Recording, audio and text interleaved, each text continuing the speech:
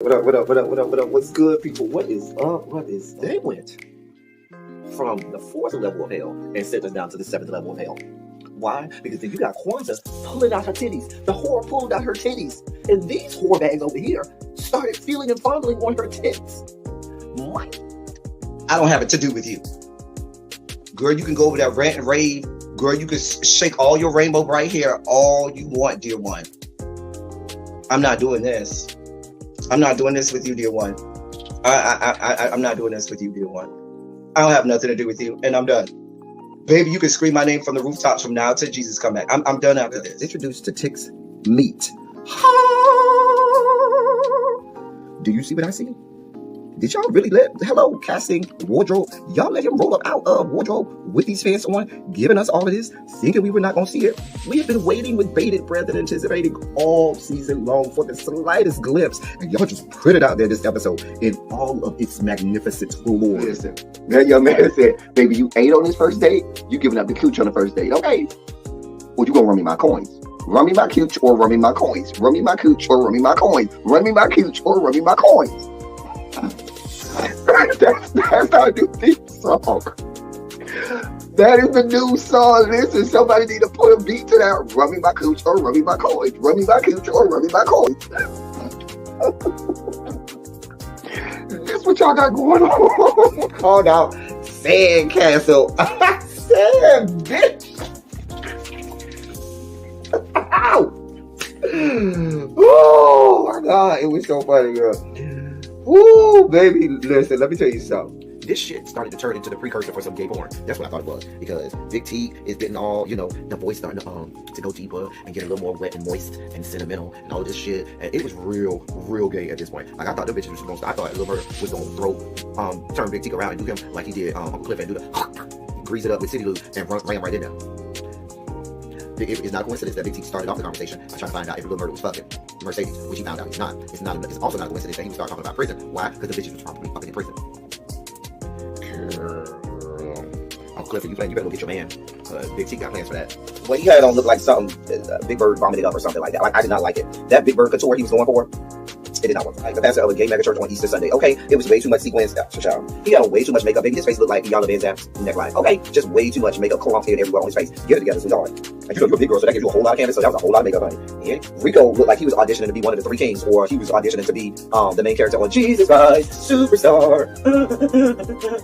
Girl, Wayne, did you have on a blue thong or a blue G-string or something? If you did, I want to see it.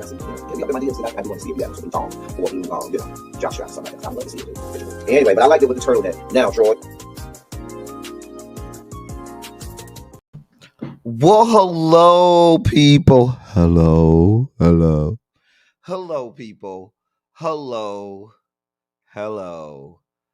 Hello. How are we today? Whenever I say how are we today, I always think about, the little song that you learned in like preschool or before you started school, where you learned your fingers is, where is the man? Where is the man? Here I am. How are you today, sir? Very well, I thank you. Well, no, remember that song? We learned it in like before you were in pre-K and like daycare or whatever. So I always think of that song when I say, how are you today? I always think of that song for some reason. I do. Yeah, I do. What is going on? What is up? What is up, y'all? Y'all are filing on in. We got, listen, y'all already know, especially those of you all in the members only chat. We got a lot to talk about today, y'all. A lot. Like, I don't know how we gonna get through all of this. I had to start a little later than normal because work was bothering my spirit and doing what it does. So that happened. And it took me a long time to even put the dossier together. Nevertheless, we are here and we got some shit to talk about. Go ahead and like the video like you normally would. Go ahead and do all of the things, share it out. Can one of the hall monitors put it in the members only chat, please? Girl, it is a lot going on. What's going on? Girl, we got a lot going on today, honey. I'm trying out a new flavor of my Crystal Light. This is blackberry lemonade. It's not bad. It's not bad at all. Not bad at all. Anyway, y'all. Can y'all hear me good? Is audio okay? Can y'all hear me good? Let me come over here and get the dossier together. Can y'all hear me good? Is everything okay? Are we ready to go? Let me share this out. Let me go ahead. Oh boy. And somebody done sent me something to be at wait, what? A presenter at some award show. I'll have to look at that a little bit later. Oh wow. I don't even know what that is. All right. So let me put this on the gram. Can somebody put in the members only chat that we live, please? Please. Please. One of the hall monitors, please. And thank you. Please and thank you. Okay. Girl. Let me put this on the gram.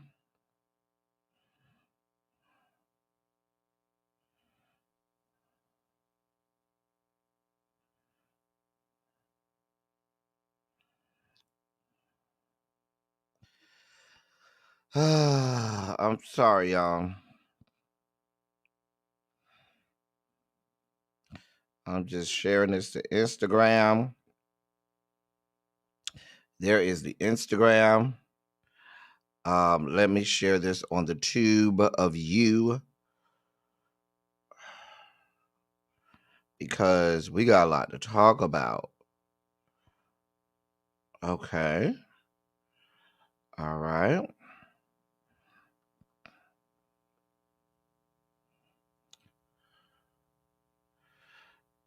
All right. All right. We went to all of the places. Okay, great. That's that. Let me say hey to y'all, and then we gonna get this party started, y'all, because we got a lot to talk about. Hey, TJ, I'm glad to see you is the first pupil in class. Hello. How are you today, sweetheart? We got Terica here, Universal Goddess, Lady D, Tracy C, Chimera, Tanya, my boo. We got Diamond Pearl, Jim, Chow. We got Nessa. How you doing today, sweetheart? What's that throwback? Nessa, what's that throwback? Hey, Jeannie, what's going on? Yana is here. Sharice is here all the way from the West Coast. Miss Baythang joins her from the West Coast. Child. Brown Mama, how are you, sweetheart? Ravine is in the building. Montrez, what's good, bruh?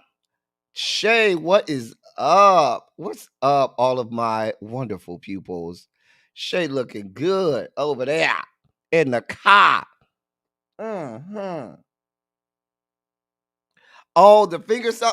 Right. That is a throwback. You know, we all had to learn the little finger song when we would learn. Where is Pointer? Where is Pointer? Here I am. Here I am. How are you today, sir? Very well, I thank you. Run away. Run away. If you didn't learn that when you learned your fingers when you were like 2 years old, your childhood was, you had a flawed and failed childhood. All right. It's time to get started. Go ahead and put some shondos in the chat because it is I'm gonna have to, even though we have a sugar spike emoji, right? I think we got 2 sugar spike emojis. I need an emoji for Larry, don't I? I need a Larry emoji. I need an emoji just with Larry. I think I'm gonna try. The problem is, here's the problem. The problem is You're limited, I think, to like 8 emojis. I don't even think you get 10. I think you're limited to 8 emojis. So in order for me to create an emoji, one emoji has to go. So every time y'all ask me for an emoji, that means something has to go. So I gotta figure that out. I'll go look at it. But I think I might create a Larry emoji. Anyway, hey crazy homebody girl. I'm really liking this blackberry lemonade. That's gonna be a winner. Hmm. Um, we do have two oh dear gods. Maybe I'll figure it out. Probably one of the ones that we have two of. Um, we may do away with one of them. We have a couple of sugar spike emojis. I think we have more than one sugar spike emoji as well. I'll figure it out. But I think I might do one for for Larry. Just a picture of Larry up there. Anyway, y'all know what time it is. Because we got some serious stuff to talk about over here, y'all. Y'all know what time it is. Where's Larry? Larry, come forward, Larry. Ladies and gentlemen, non-binary gender conforming members of our audience, I bring to you the great Larry Myers, who will help us usher in our Sugar Spike segment.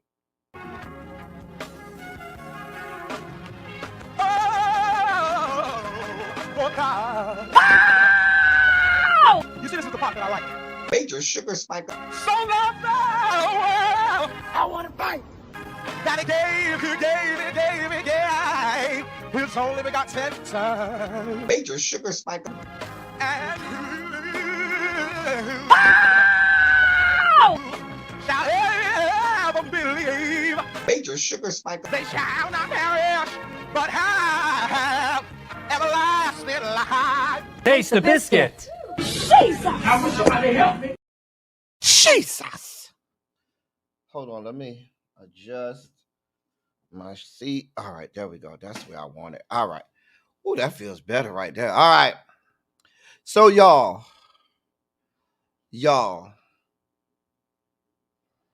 I hate always being right. I hate it.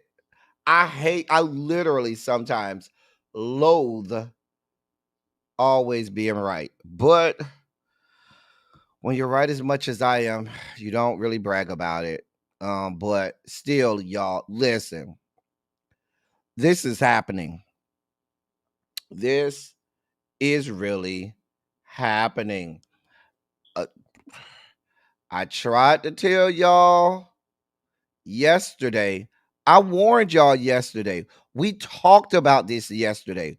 We talked about the fact that Israel taking out the leader of Hezbollah, it was gonna be a problem. And now we're here. I'm just saying. So Iran today, where's all my I'm pulling up all my documents on this, y'all. So Iran launched a major missile attack on Israel. There were somewhere in the range of about 180 missiles that were launched against Israel. All of the missiles were caught by the Iron Dome, sponsored by the yet to be United States of America.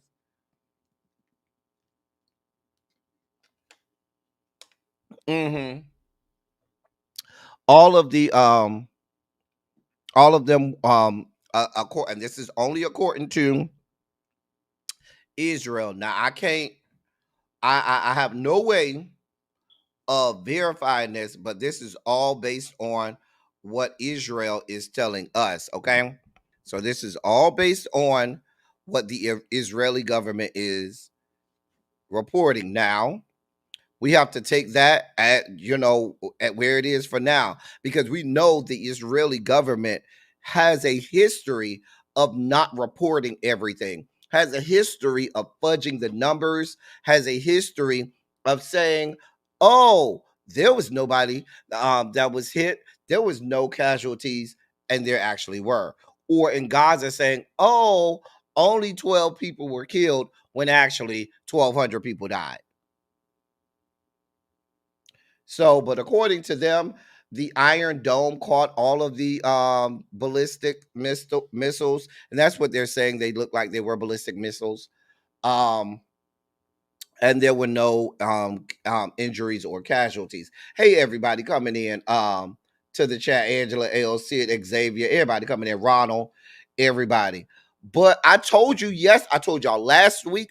I also told you this week that the United States were sending troops over to the Middle East to prepare because they knew this was happening. This was inevitable. They knew this was about to go down. Why? Because fucking Benjamin Netanyahu can't help himself. He can't help himself. He can't. And now we're here. Iran. Now, let's be clear. Yes, Israel does have more military might than Lebanon and then Iran. It does. It absolutely does. Israel also has the backing, full-throated backing of the American military might. However, America, this country wants no parts of a full-scale war over in the Middle East. No parts. None at all. You see what happened when we had war with Afghanistan. The war never ended. The Afghanistan war never ended. We just left. That's what happened. When we went to war with Afghanistan, yes, they took out Osama bin Laden, but it never ended. We just left because it was a never-ending situation. And this country knows that if you go over there and go to war, this will be a never-ending situation.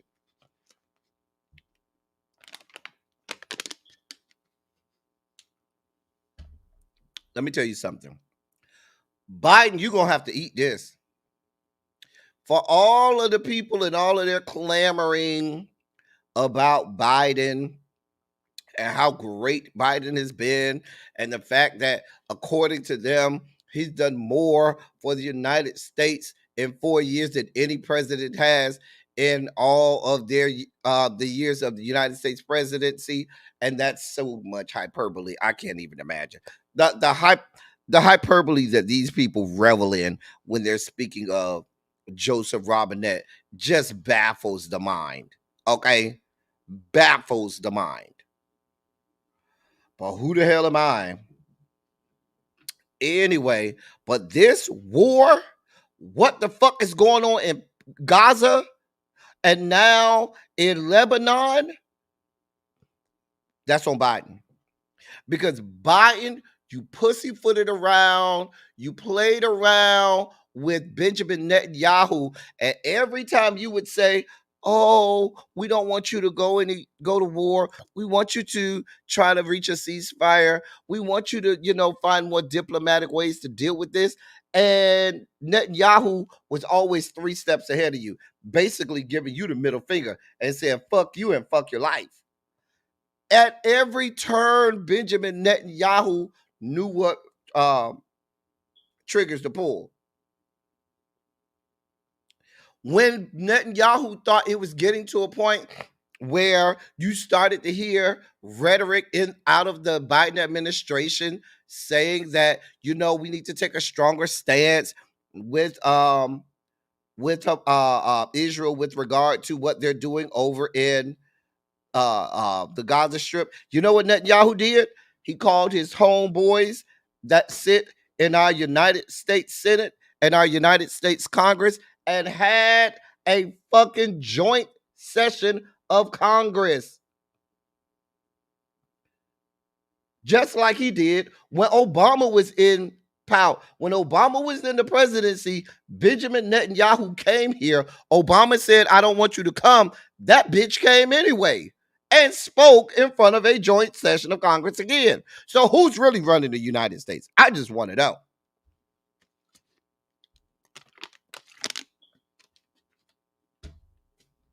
Who's really pulling the strings?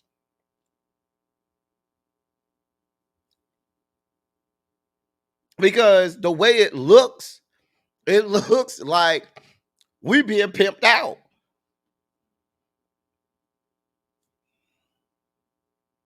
That's just the way it looks. I'm sorry. Just got to call it the way it is.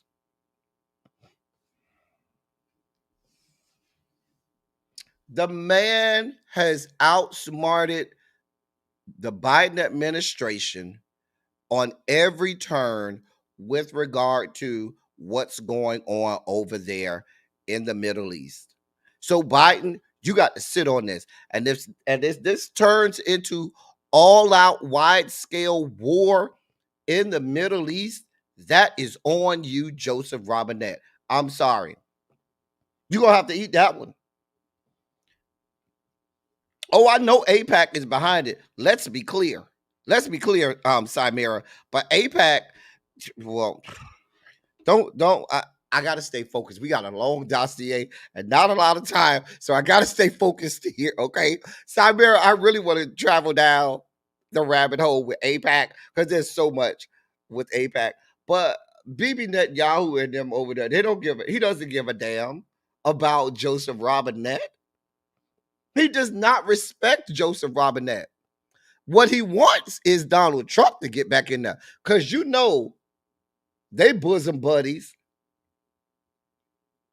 Him and Donald Trump is like this.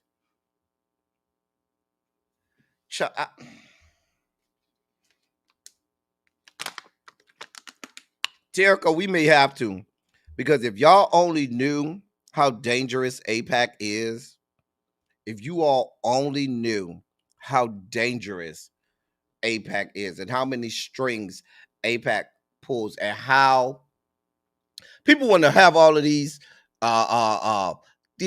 conspiracy theories about shit like the Illuminati and stuff like that. No, the real nefarious organization that they need to be looking into with all that sorts of power is fucking AIPAC. Now that's where you start. If you want to really get into conspiracy theories, it ain't no goddamn Illuminati. It's fucking AIPAC. And they're controlling both sides, red and blue, both sides of the aisle, and independents. They in everybody's pockets. So Iran has already been involved. Has already attacked. They attacked Israel back in April. They attacked them again today. Israel said that this is the most missiles that have ever been fired at them at one time. You're hearing the heralding stories, not trying to diminish and belittle it, but you're hearing all of the heralding stories about Jewish people, how they were forced to go into bomb shelters, and how they were forced to listen to sirens of missiles coming in. And while I do sympathize with the citizens of Israel, what about the fact that over in Gaza, they don't even have fucking sirens to let them know that shit is going to bomb them? What about that? What about the fact that men, women, and children by the tens of thousands have lost their lives? More children, mind you, than adults have lost their lives. And we don't hear the news giving these soft, sad,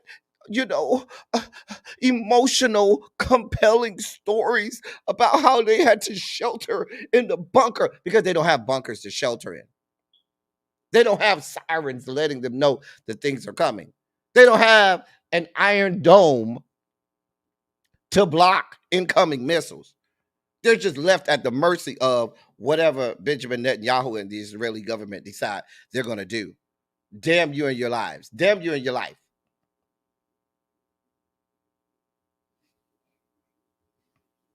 And now this war has gone over into Lebanon. Now, let's be clear. The strike today was retaliation. This was not, you know how the United States is always saying, hey, Demetria, hey, cross country cruiser.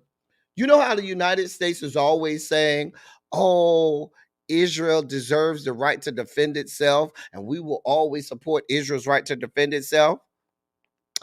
Technically, what happened today was Iran defending itself. This was another retaliation that Israel, this was in retaliation to what Israel had already did to it. So technically, if Israel were to attack Iran, that wouldn't be Israel defending itself, because what Iran, by Iran sending missiles, that is Iran. It's a retaliation for what Israel did already. See, they always use these, talking points, but don't really give you the full truth. Thank you, cross country cruiser, for gifting those memberships. I probably need to go and see who got memberships. I don't know. Let me see. Oh, I forgot my one of my favorite little audiobook channels. I have a couple audiobook channels that I follow. And one is it does like African, it does gay African stories of African love and stuff like that. And it's a really good, the guy who reads it has a really soothing voice, and the stories are usually really good.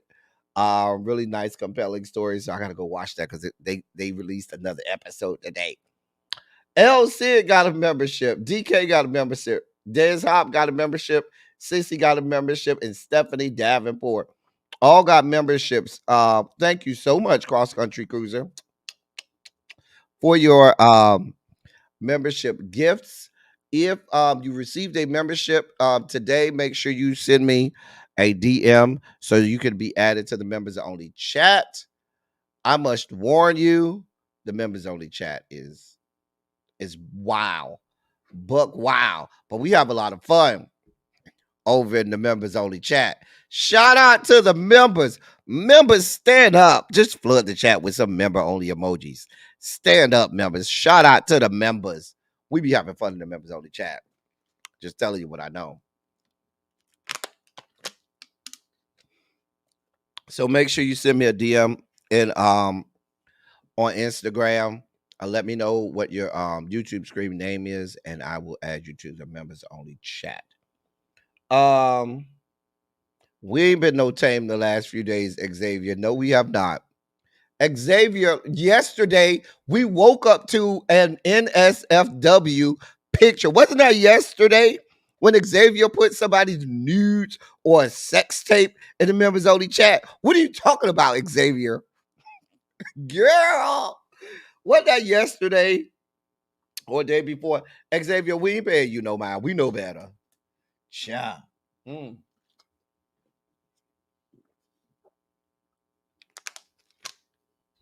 Shout out to the members.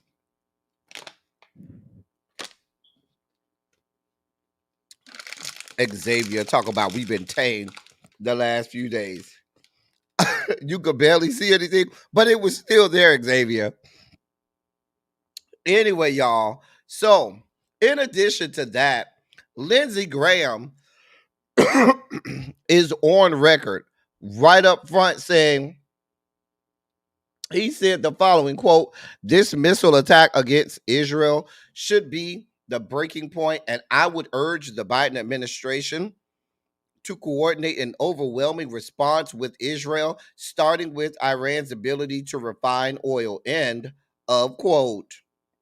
So what let me tell you why Lindsey Graham is like, yeah, let's do it. Let's do it. We need an overwhelming response. We need to do all of the things. He went on to say, quote, "These oil refiners need to be hit and hit hard because that is the source of cash for the regime to perpetuate their terror. My prayers are with the people of Israel, and may God continue to bless Israel." Now,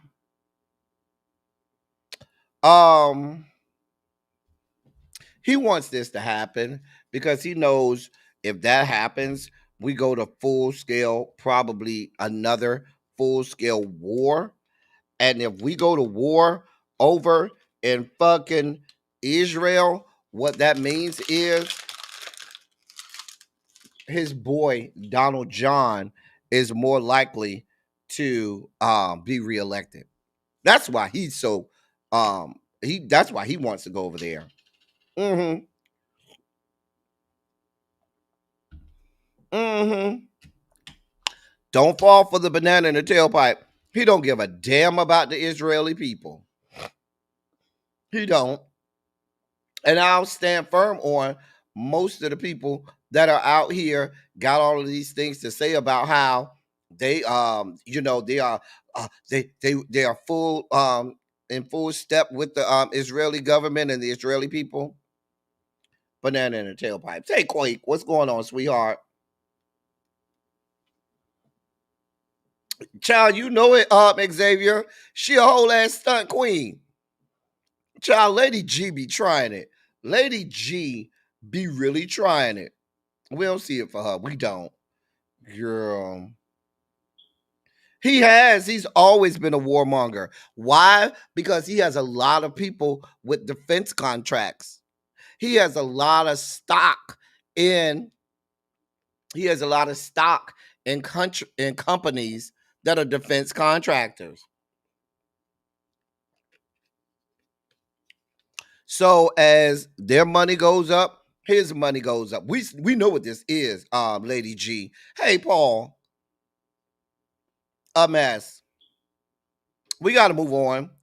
Um, so we know that tonight is the debate, the VP debate. Y'all know we will be here at 9, at 8:30 tonight for the debate. We will do our live watch along. Tonight it is hosted by CBS News. And we'll get more into that tonight. Tim Walz, like I told y'all yesterday, he's a little nervous. JD Vance is not nervous at all. I mean, JD Vance, this is what he did at Yale, okay? He went to Yale. He was on the debate team. He loves this type of shit. He's about to get off on him.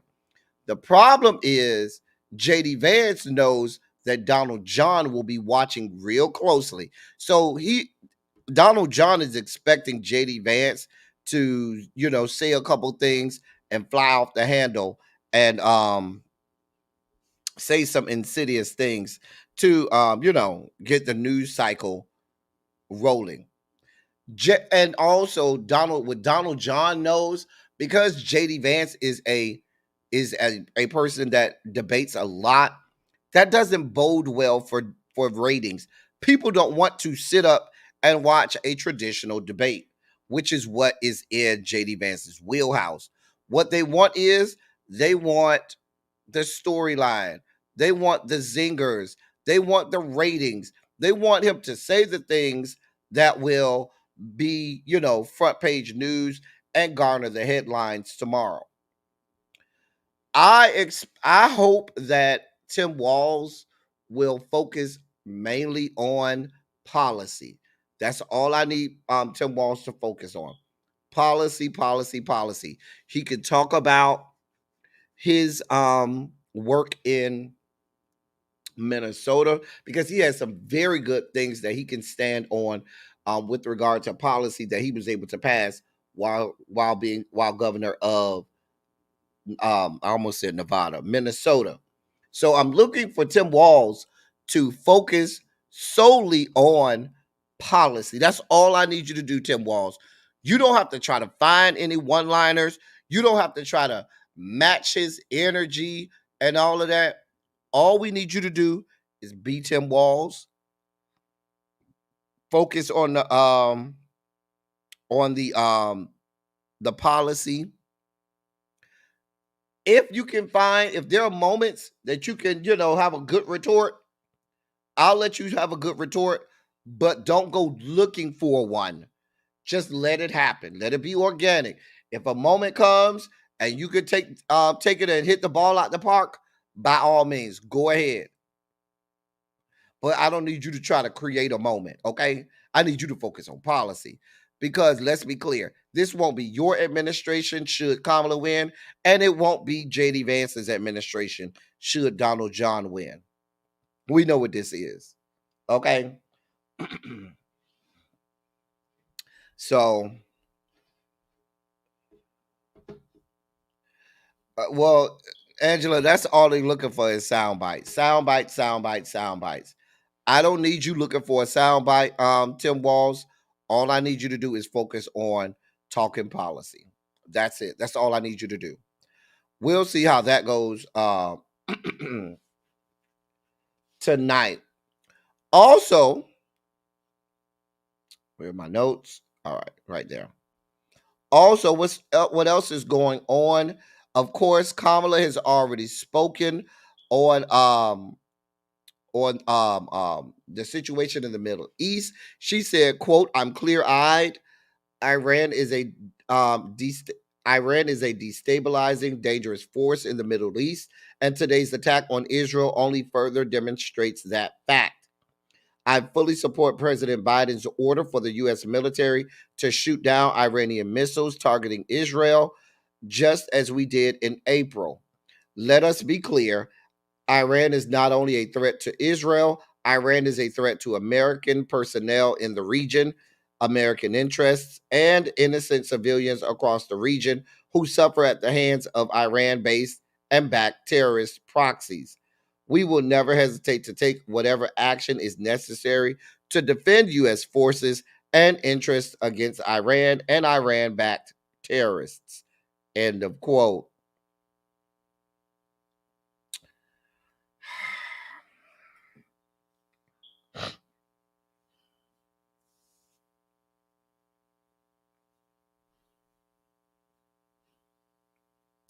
Let me help you understand something, Kamala. Biden has been very wrong on this, Kamala. Very wrong. At every turn, Kamala. Hey, Uncle Jay. Biden has been very wrong. And you basically just echoing his sentiments doesn't bode well for people thinking that they're not going to get more of the same.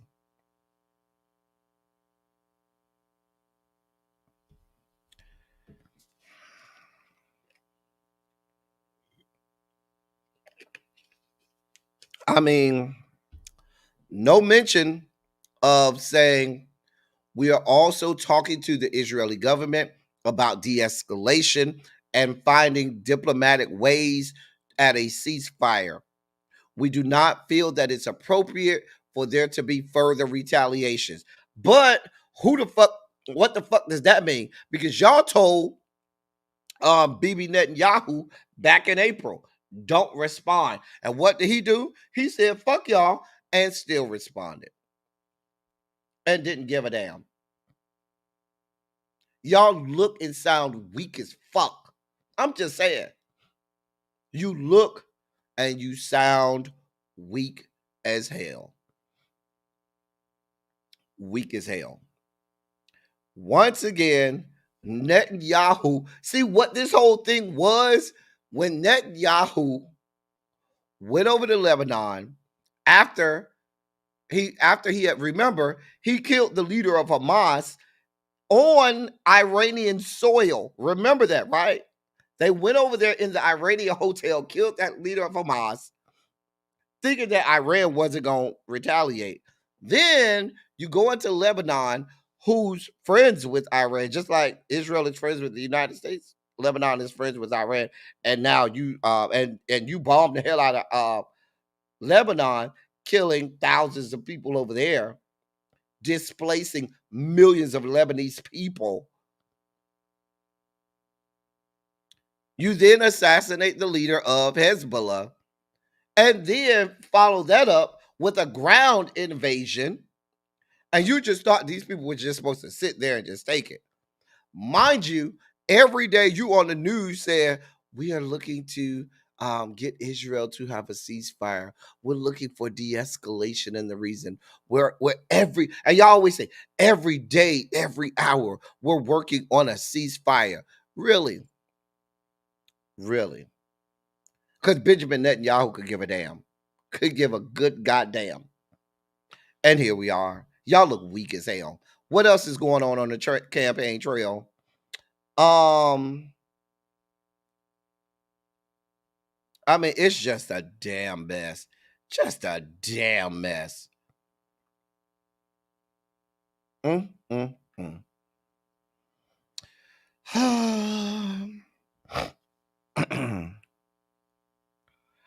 Trump, of course, you know Trump, don't miss a moment, laid into the Biden administration about what's going on over in the Middle East, and basically said, we're very close to a global catastrophe with the Middle East situation.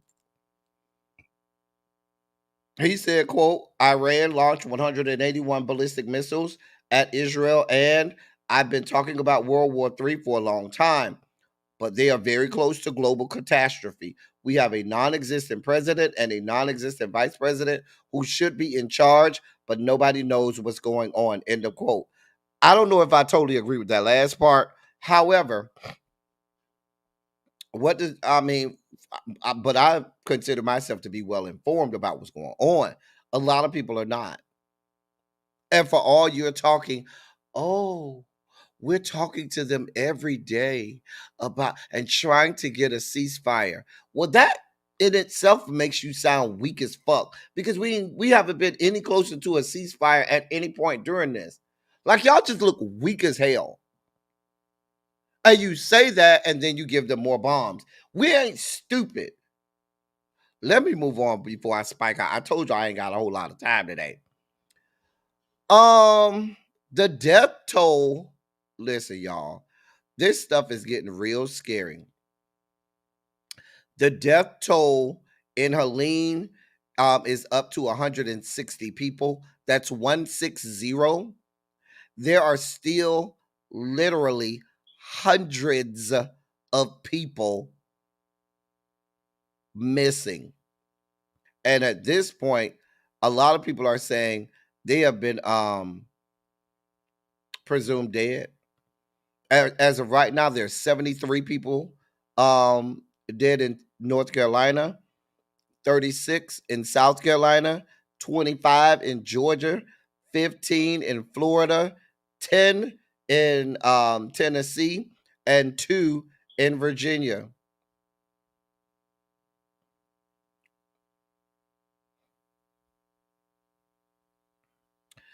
Now, scientists are saying the overwhelming heat and warmth in the Caribbean and the Gulf of Mexico that was fueled by climate change and primarily caused by fossil fuel pollution exacerbated the severity of Helene and some of the recent storms. They have found in recent research that storms are intensifying more quickly and producing way more rainfall. Yep.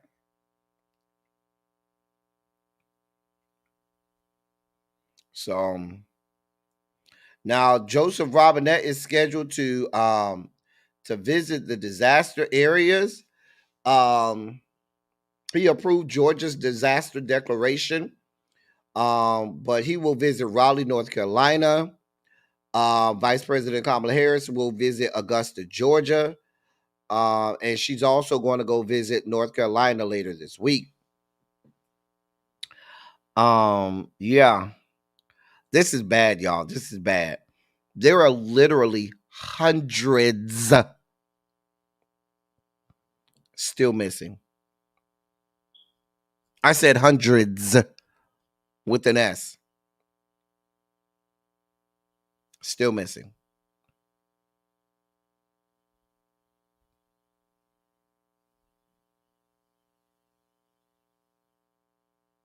So I don't even know. Like I said, I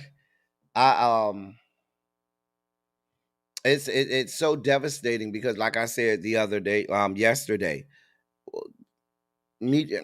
I don't want to put the full blame on the meteorologists, but the weathermen got it wrong. They failed us. They got it. They absolutely got it wrong. Absolutely got it wrong.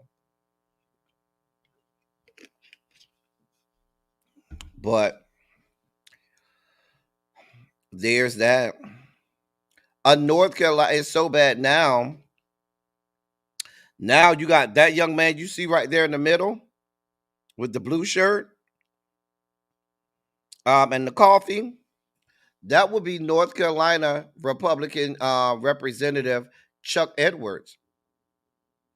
And he's on record saying, "quote The response has been disappointing." End of quote. Actually, here was his full response.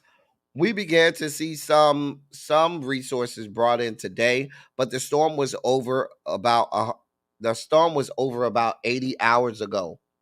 The storm was over about 10 a.m. on Friday. We knew that the storm was coming, and only today are we beginning to see the first FEMA employees and trailers and helicopters. End of quote. And that's Republican Representative. I shouldn't. It doesn't matter if he's Republican or Democrat, but that's Representative Chuck Edwards out of North Carolina. And what do you say to him? This is not even just being a Republican Democrat, but this is a politician speaking to what's going on because he represents Northwest North Carolina, and just speaking to what the fuck is going on. We got people dying. Why is it Tuesday? The storm basically passed us Friday morning, and here it is Tuesday, and we just starting to see FEMA. We're just starting to see a real response from the feds. I talked about this yesterday because there's no way. I would say Saturday at the latest, y'all shouldn't have had full scale response to everything. I've heard them talk more about what happened today in Israel than I've heard them talk about the freaking hurricane. That's just me. Maybe just that's because how the media, puts it out there. I don't know. But the way that you're being portrayed in the media is you care more about the fact that we just had missiles sent to Israel than you have the fact that do the fact that hundreds of Americans are dead. Not one person died over in Israel thanks to our missiles and military might and personnel. So y'all got full scale, all hands on deck to make sure that not one Israeli citizen dies. But in the wake of what is the deadliest hurricane in this country in the last 50 plus years, y'all real quiet.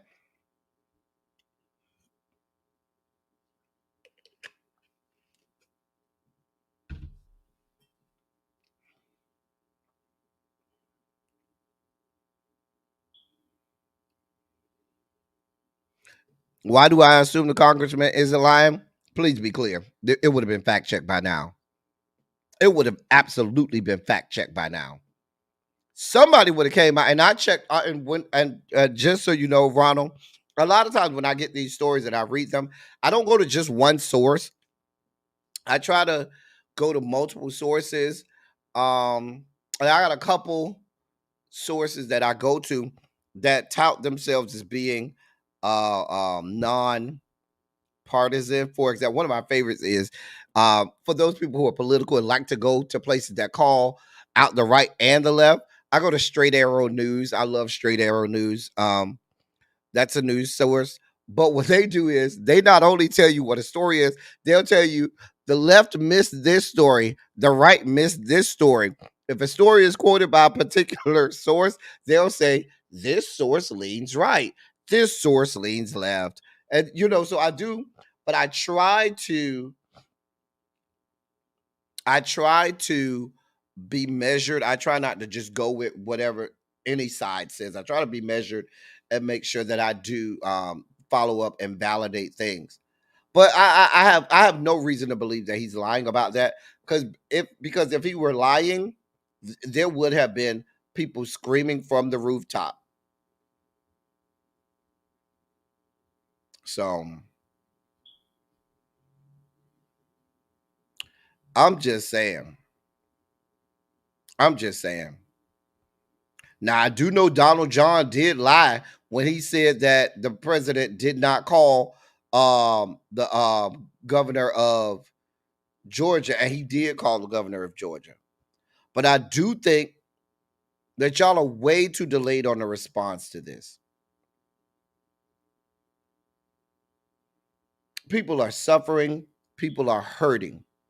You got people from Florida to Georgia to North Carolina, South Carolina. I mean, when you have hundreds of your own people dying, that is a stop everything that's going on. We need to handle this situation.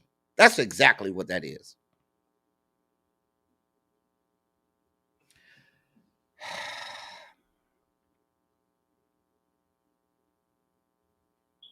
Anyway, we got to move on.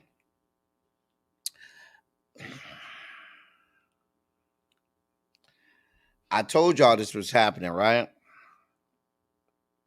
And here we are. Here we are. Here we are. You know, I'm going to just stop saying stuff because I mentioned this yesterday.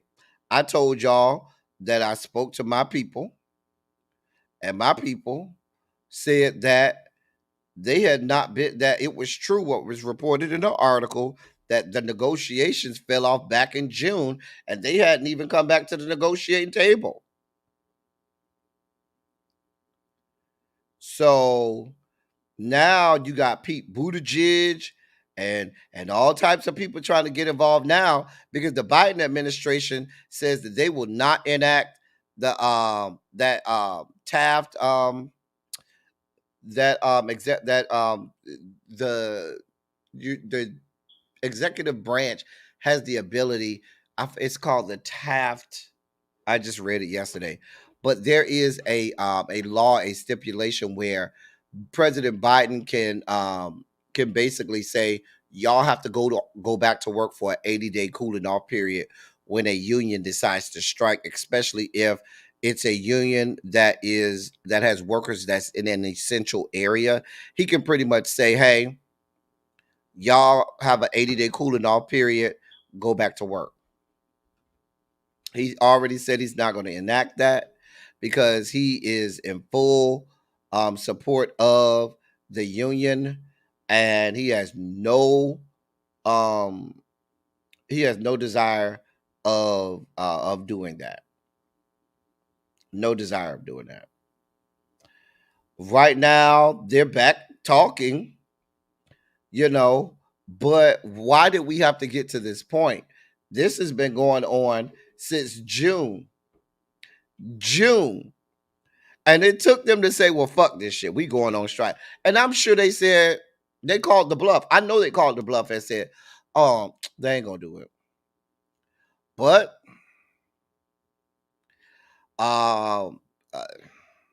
Pete Buttigieg is on record saying the U.S. Department of Transportation is closely monitoring any attempts by companies to opportunistically raise prices, including ocean shippers or others, during the labor dispute at East Coast and Gulf Coast ports. Our administration is calling on ocean carriers to withdraw their surcharges. No one should exploit a disruption for profit, especially at a time when whole regions of the country are recovering from Hurricane Helene. We are closely monitoring potential supply chain impacts and assessing ways to address potential impacts if necessary. End of quote.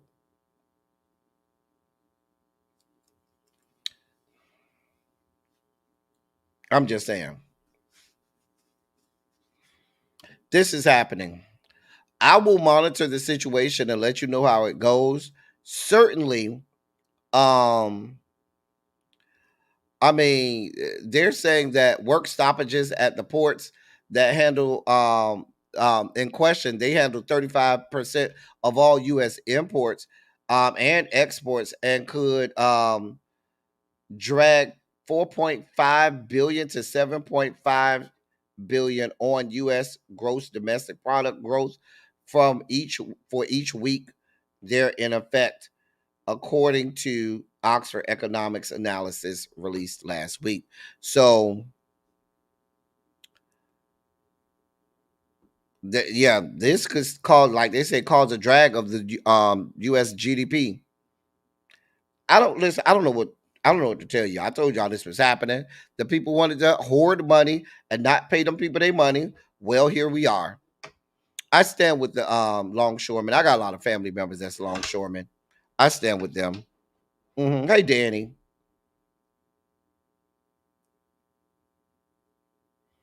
Anyway, we got to move on. Let me tell y'all something. I've read this today, y'all, and I was triggered. I really was triggered. I spiked out when I read this today. So I'm going to let you know that this is a real spiky moment, okay?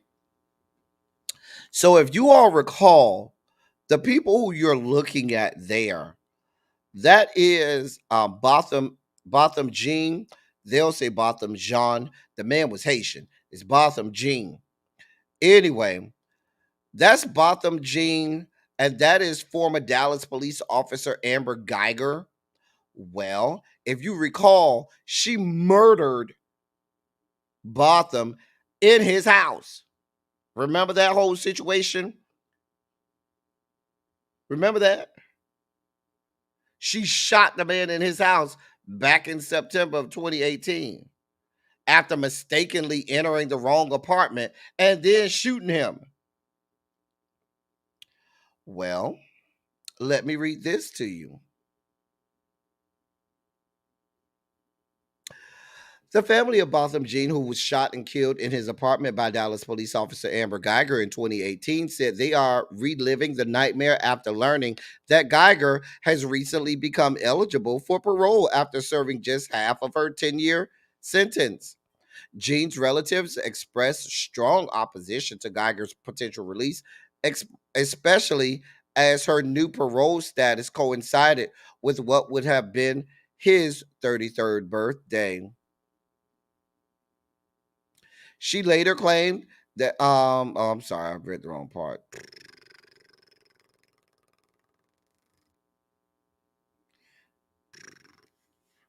Typically, I'm sorry, the parole division, let me go back. All right.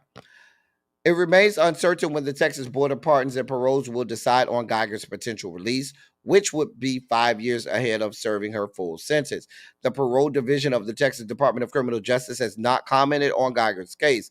Typically, a parole board would consider several factors before an early release, including the nature and severity of the crime, the inmate's behavior while incarcerated, any evidence of rehabilitation, the impact of the victim's family, and public safety concerns. Additionally, the board may review any previous disciplinary actions taken against the inmate, as well as input from the victim's family and the community regarding the potential release. Let me tell y'all something. Y'all do realize this is in the great state of Texas. Remember, this is Texas, where Governor Hot Wheels pardoned the man who was standing in his in the streets shooting Black Lives Matters. The cop who was off duty, that was down in the Houston area, that was shooting at Black Lives Matter protesters, got convicted and arrested, only for him to never serve jail time because Governor Hot Wheels pardoned him. This is that Texas. So you expect me to believe that she's not going to get this pardon? I'm surprised she's still in jail. I'm surprised Governor Hot Wheels hasn't already pardoned her, because this is what the fuck y'all have going on in the great state of Texas. Just a mess. Child Tawana, they did hug her. And I was saying, I don't know why y'all hugging this bitch. It's nowhere in the world. It's nowhere in the world. No, they didn't hug her. This was the one where the judge, I thought, hugged her. I didn't think it was the family. I thought it was the judge that hugged her. I thought this was the one where it was the black woman that was the judge that hugged her and not the family. I could be confused with that, but I thought that's what it was. Anyway, I never felt bad for that bitch. Let that whore rot in jail.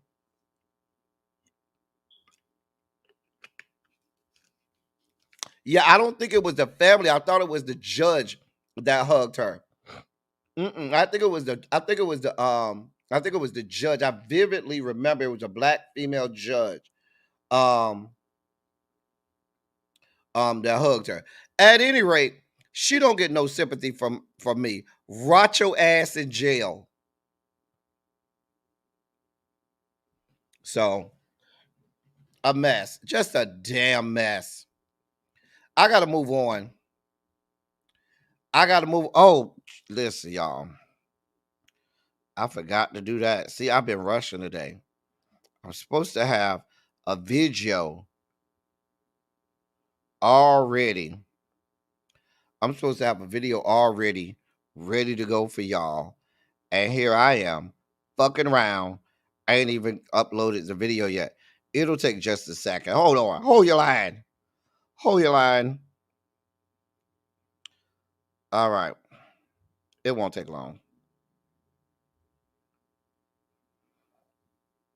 Because y'all know every now and again, I have to give y'all reminders of what we're dealing with on the other side. Now, if y'all may not wax political like I do. I'm a nerd sometimes, and I'll nerd out and I'll watch C-SPAN, even though y'all might say C-SPAN is boring as hell. I find the shit funny as hell because C-SPAN has open telephone lines, and you could just call them and basically say what the fuck ever. Like, people literally go on there just saying all types of nonsense. Well, here's an example. Okay. Mary in Ohio, Republican line. You're next. Yes, I feel like I know that Kamala is a sheep in wolf's clothing. And I wanted to talk about Akeem Jeffries. Whenever he gets on the television, he calls Trump supporters MAGA Republicans, white supremacy, just anything. And he'll say it like 5 times within 1 minute. Okay? I am a 63-year-old woman who has worked all her life. I don't have time to be racist. I've been too busy working and trying to put a roof over my head and take care of my family. And I told my grandkids not to be guilty for anything they haven't done. Slavery, Jim Crow laws, and the black men voted in for the Jim Crow laws back in 1872. And that's a history that black people don't want out there. They actually helped vote those people in that made those laws. And all those people that were under that bridge in September of 2021, those Haitians, they were all living in Brazil and Chile. They had children born in those countries.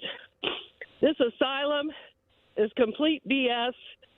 They had MS-13 gang members sent to people's homes when they were foster parents. Okay. Jane in Illinois. It's the breathing.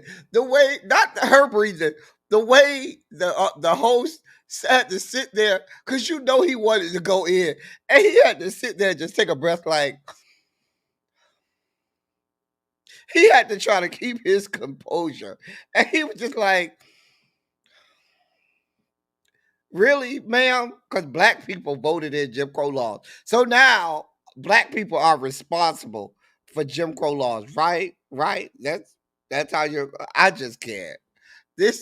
But this is the history that a 63-year-old woman knows. So what do you think is going to happen now that they're taking all of this, the real history of this country, out of schools? So if you think this 63-year-old woman has a skewed view on America, wait until her grandkids that she's talking about, who won't have to learn any parts of real history. Where did they get 63 years old and see how they think about us black people? It's a goddamn mess. Just a damn mess. I don't know how Haitians are coming from Brazil and Chile, according to her, and they're part of MS-13. I'm trying to make all of this shit make sense, ma'am. Make it make sense, ma'am.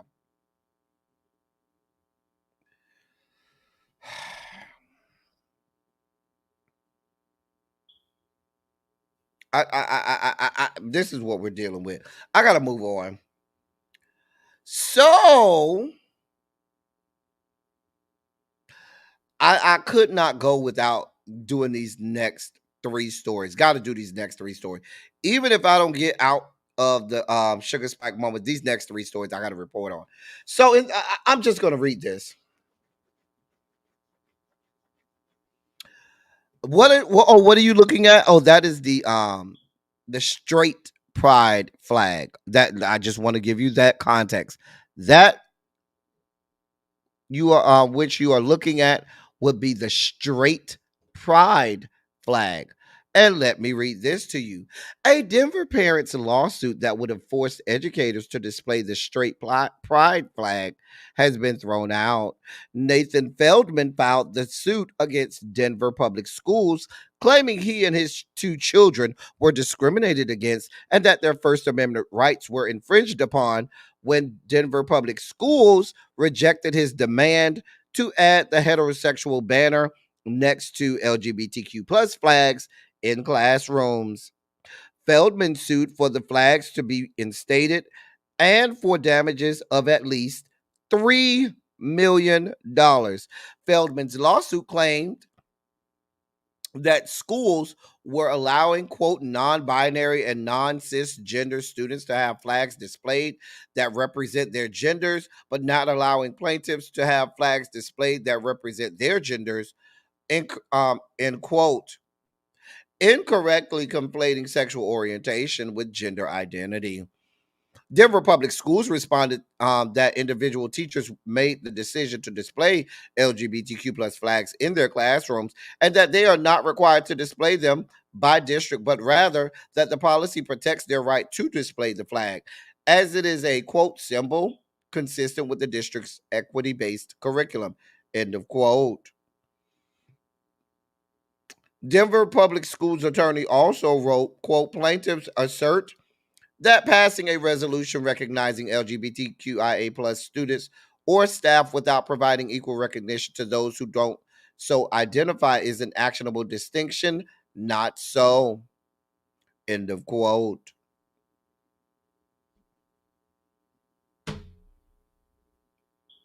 The case was dismissed.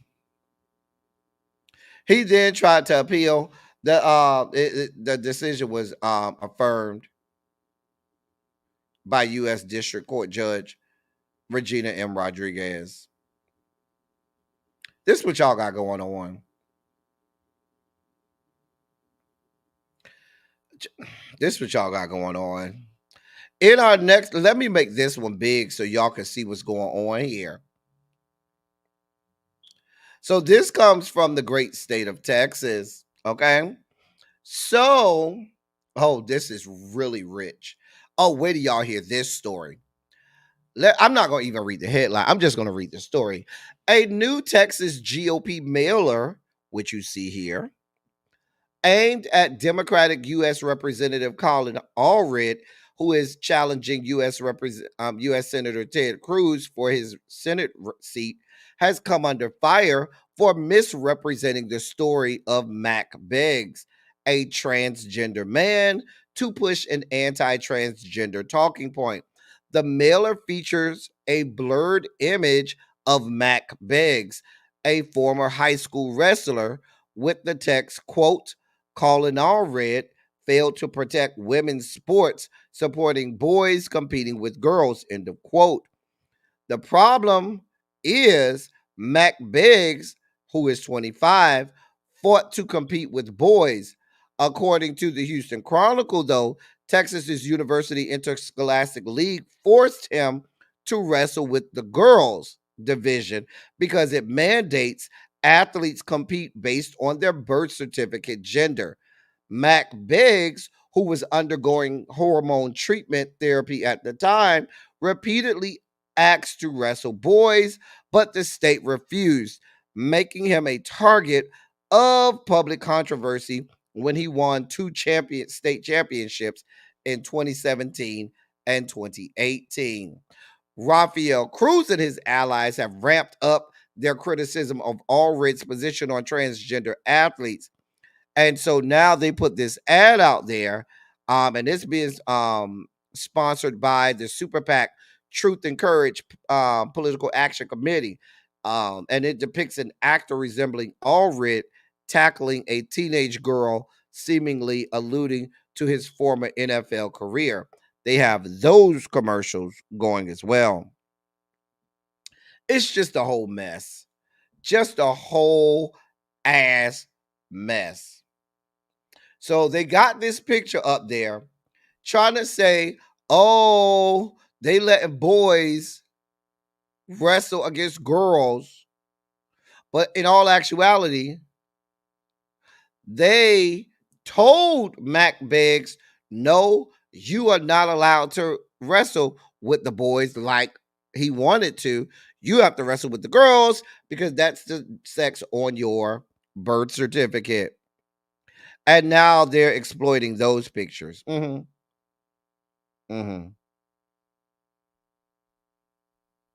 Because that makes total sense. Total sense. Oh, but Xavier, they're not going to tell the story. They're not going to tell the real story. Xavier, they're going to act as if this is actually this actually goes in their favor, but this just proves the point.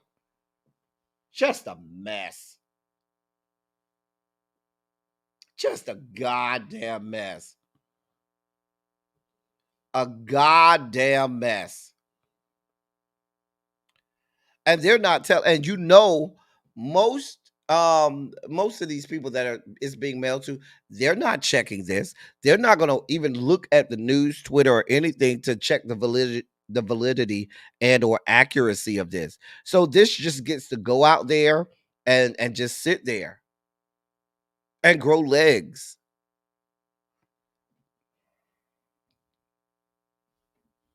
A mess. A goddamn mess.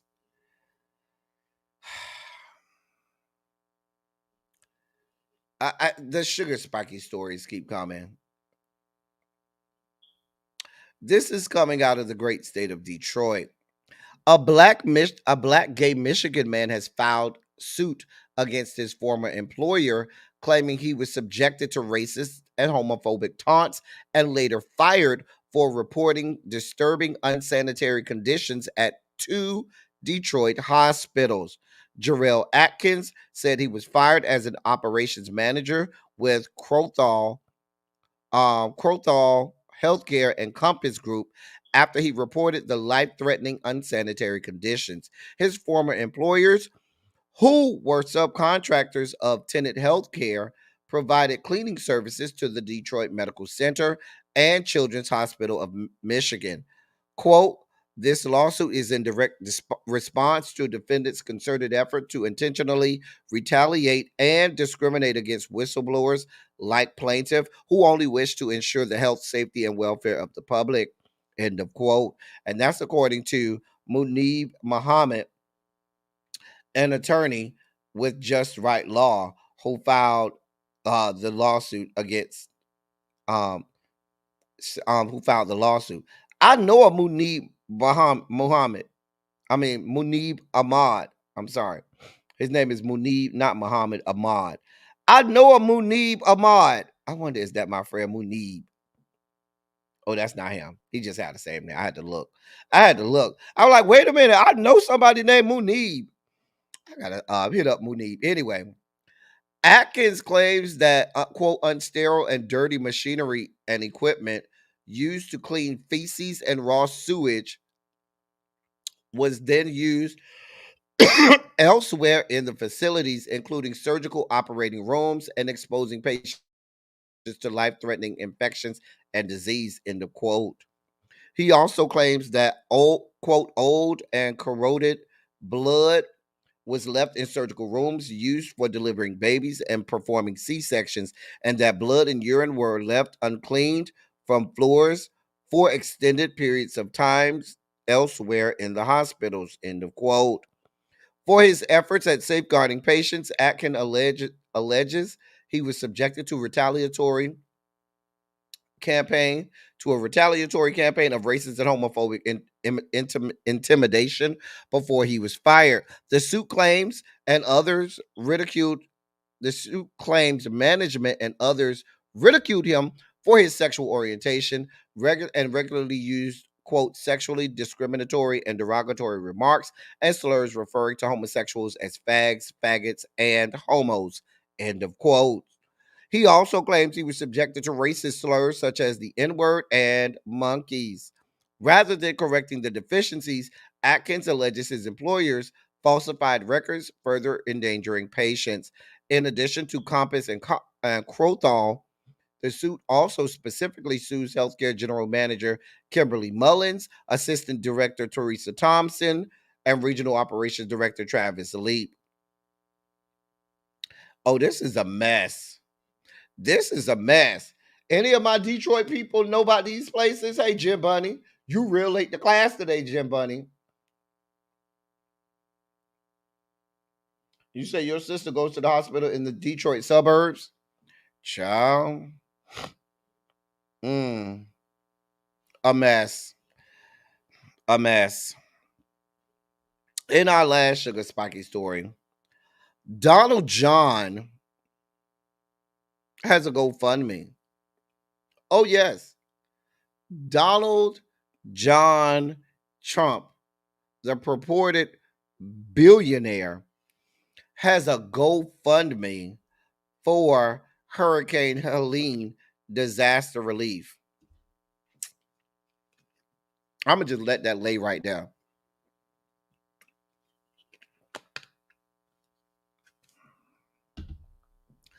How much of that money y'all think gonna actually make it to disaster to relief? Now, why is Dana White up there? Dana White, who owns UFC, he donated $100,000 to this GoFundMe that Donald John Trump has for the Hurricane Helene disaster relief. I'm sure it's going to be and now also you should know Dana White is a staunch Trump supporter. Staunch Trump supporter. How much of that money you really think going to go to Hurricane Helene relief?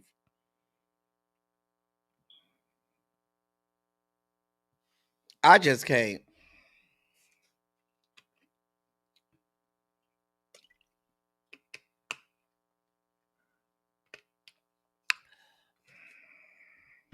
According to Trump's team, he says, quote, all donations will be directed to help those most affected by Hurricane Helene. Any level of generosity will go a long way for your fellow Americans who are suffering. Why do I have the distinct feeling he's going to determine that he is one of those people, one of those fellow Americans most affected by Hurricane Helene? This is a goddamn mess. Senator Kim Leffler donated $500,000 to the GoFundMe. Many celebrities and Donald Trump supporters are donating to it. Kid Rock gave $20K. How much y'all want to bet none of that money makes it over there? I'm just saying. I don't have no answers to that, green girl. I don't have no answers to that.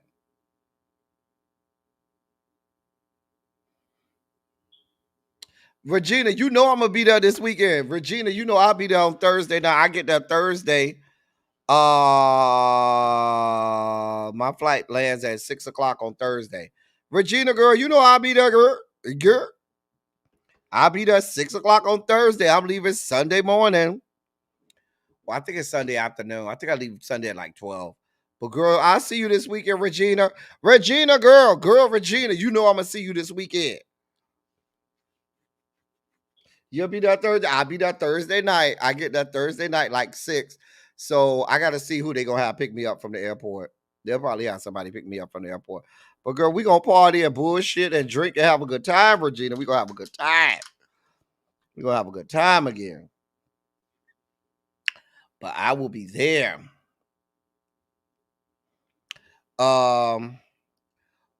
We have learned today that John Amos is no longer with us. Now, we are certainly praying and giving condolences to the family, but the man has been dead over a month and a half. The man died on August 21st, and we just found out. Now, remember, there was that whole situation with his daughter who said that he wasn't doing well and he was knocking at death's door a few months ago, and people dog walked his daughter because he came on and said, no, he's fine. And then now we found out he died on August 21st. He died on August 21st. Just a mess. May he rest in peace. But this has been happening more and more and more. How many times we hear somebody is dead, is quoted to be dead, or knocking at death's door, the person come out and say, oh no, I'm fine, everything is good, and then like a couple weeks later, they gone on to glory. Well, unfortunately, John Amos, the great John Amos, who we all love from Good Times and Coming to America, and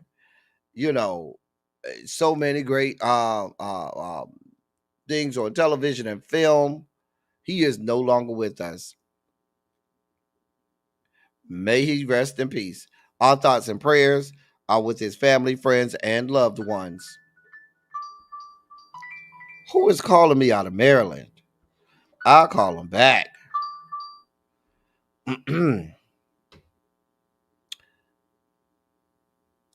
Also, who did die today, Pete Rose. Now, if you're a baseball fan, this is a big one here. Pete Rose, legendary baseball Hall of Famer. Pete Rose is also has also died at the age of 84. Wait, no, 83. Yeah, 83.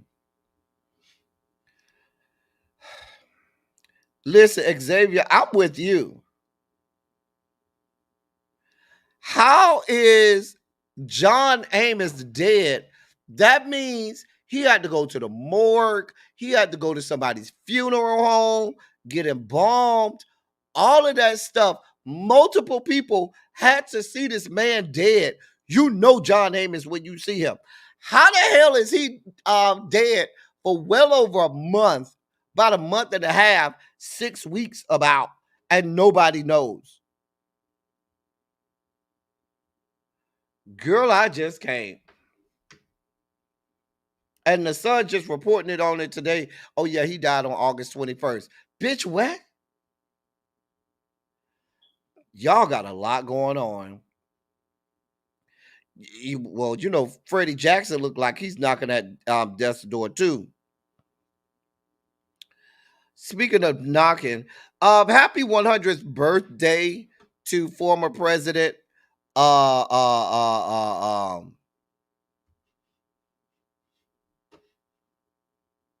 Jimmy Carter. I forgot that man's name that fast. Happy birthday to former President Jimmy Carter. He is now the longest living former president.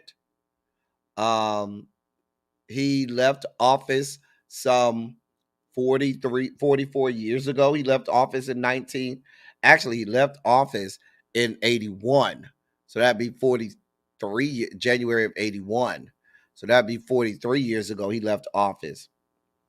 But child, I had to forgot the man's name. Okay. But yeah, he of course he lost the 1980 election to Ronald Reagan, but he left office that January of 2000. I'm sorry, of 1981, and he is the longest living former president. Jesus, that man look like he knocking. He knocking. He is knocking. That's what he said, Morgan. He said he's just living day by day. He's just trying to make it to November. That's all he want to do is make it to November. I'm just saying. I know she live and be able to make it through all of my stuff today. This is probably going to be the last thing we're supposed to go through today. I'm supposed to go through this young man who died. I'm supposed to go through the sperm baths because Lamar Odom around here taking baths. Well, he's getting his face coated in salmon sperm. Y'all know we supposed to have a good time with the salmon sperm coating his face. Why do I think that's not the first time sperm done coated this man's face? We supposed to get to Praz suing Lauryn Hill because she was late and didn't show up to certain performances, and that tainted the reputation of the Fugees. We supposed to get to Cardi B getting more seal removed from her body. We supposed to get to the discussion that we're supposed to have that Jermaine Dupri says that the reason R&B artists today aren't as good as they used to be is because they don't go to church no more. So they don't have that same, stank on it. I tend to agree with it, but maybe we'll get to it tomorrow. So let me go back here. We'll give you a brief update. I'm sure Really B will give y'all the full update on all of these stories.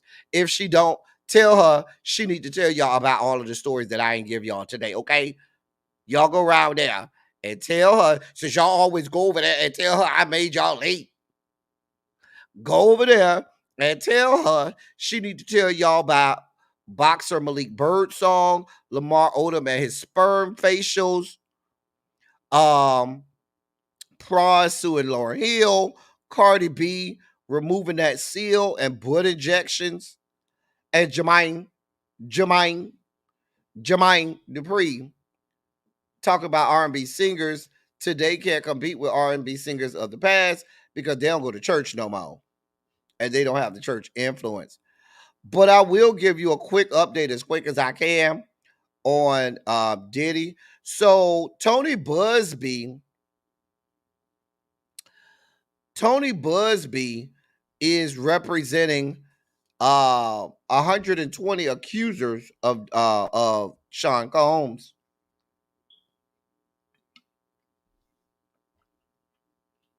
He's representing them on several lawsuits for sexual abuse and sexual assault and abuse. Now, Tony Busby, if y'all remember, was the same lawyer who represented all of those women that accused sexual assault by Deshaun Watson when they were doing those massages and stuff, and he was getting thumbs and fingers stuck up his asshole. So he represented dozens of women in that case. Well, according to him and sources, there's an accuser who claims he was 9 years old when Diddy and others sexually abused him at the Bad Boy Record Studio in New York. Tony Busby claims Diddy lured the 9-year-old to an audition with the promise of a record deal and then allegedly sexually abused him. In addition, Tony Busby claims his law firm will be filing suit on behalf of other accusers who claim they were minors when Diddy abused them, including another who says Diddy forced them to perform oral sex. Busby says another accuser was 15 years old when they were flown out to New York City to attend a party where they were drugged and taken into a private room with Diddy, where he allegedly raped her before others took turns having their way with her.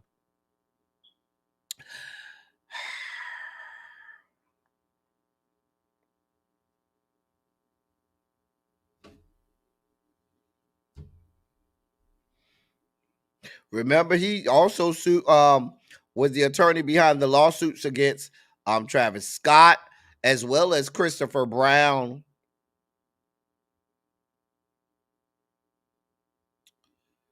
He also claims that he has a client that was sexually assaulted and exploited by Diddy and his associates, and he says they were typically forced to consume a drink that was laced with xylazine or trank, which is a horse tranquilizer.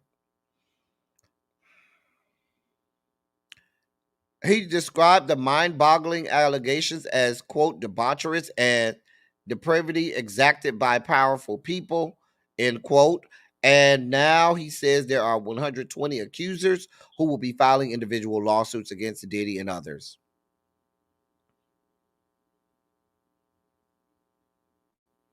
I mean, I guess if you got 1,000+ bottles of baby oil, you got to do something with it. Listen, now this is par for the course with Tony Busby. Tony Busby does this thing where you'll see him, he'll have dozens of lawsuits. And I'm not delegitimizing them. I'm not saying that they're not real. And I'm not saying that these aren't real, victims, but I'm saying he's used to having, somebody might say, well, how is he going to handle all of these cases? He's used to having that many cases like this. So. Oh, did I mention that the 9-year-old was a little boy? I forgot to mention that the 9-year-old was a 9-year-old boy. Mm-hmm. Mm-hmm. Yeah. Anyway, we about to get out of here, y'all. Because I got to get y'all over to Really B. Because I promise you, if Ravine go over there trying to snitch on me, I'ma start windmilling her. Me and Ravine gonna fight. I'ma just start windmilling on Ravine. We gonna start windmilling. Windmilling. We just gonna start windmilling Ravine. Cause you better not go over there trying to tell that woman that I made y'all late to her class. I'm not gonna be doing this with y'all. Cause Ravine gonna go her butt right over there. Hey, L. Teddy made us late to your class. Mm-hmm. I be watching you, Ravine.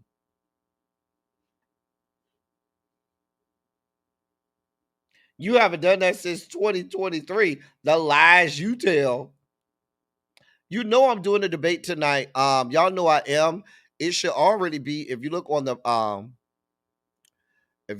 hold on, I could give you the link. But it's set for 9:30.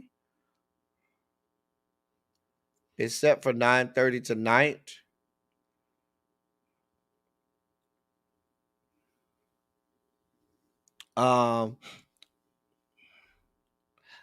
Really, Quake? You too, Quake? Really, Quake? Et tu, Brute? You really, Quake? So you just gonna, that's what we're doing today, Quake? That's what we're doing. I'm not gonna talk about the times when Really B go before me, and she always make y'all late and never try to get off early. I'm not gonna talk about that. I don't even complain about that. But y'all over here, see what I'm saying? Mm, mm, mm. Just a mess. You see, the people ain't loyal. The people are not loyal, L. Teddy. L. Teddy, the people are not loyal. First Ravine, and now Quake. I gotta watch you too, Quake. I gotta watch you. Child. Yeah. You heard her y'all talk about something. Oh, I ain't said nothing since 2023. You know she lying. Child. You know Ravine lying. We'll be here at 8:30, y'all. 8:30 p.m. Eastern Standard Time to do the debate watch alongs. Y'all lay around for it. Y'all come back around. We'll be here. Sean will be here again. Cams is going to try to come in. He's over on the West Coast doing some work, but we'll be here. Cha. Anyway, as I always say, I love y'all. I love all y'all. Thank you all for being vocal, present, and active. Thank you for doing what you do. Thank you for any and all contributions that you make to the channel. They are much obliged. They're much appreciated. I'm about to go get something to eat and then get ready for the debate. That's all I got for y'all. I'm about to send y'all over to Really B. That's all I got. Until next time, thank y'all for coming. Y'all drive safely. I'm out. Love y'all. I see y'all at 8:30.